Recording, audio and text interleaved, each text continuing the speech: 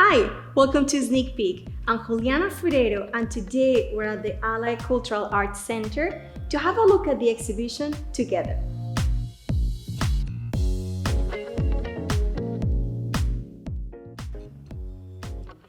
This juried exhibition features quilts selected from a nationwide call to artists.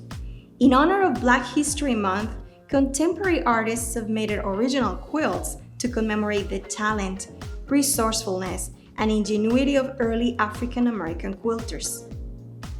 It's been told through oral accounts that these early quilts may have played a role in helping enslaved people reach freedom. Their quilts would have been placed on a line outside their homes, featuring secret messages in their designs, such as maps and landmarks.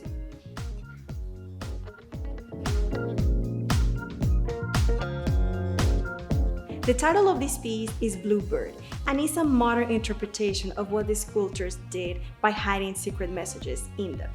When you look at this piece, at first glance, from a distance, you will see patches of colors. There's blues and whites, and as you get closer and as you spend more time with the piece, you start seeing there's a bird, there's the cage, there's some glass pieces that the artist has worked before in the past, and then you can actually get a whole message while you look at the piece.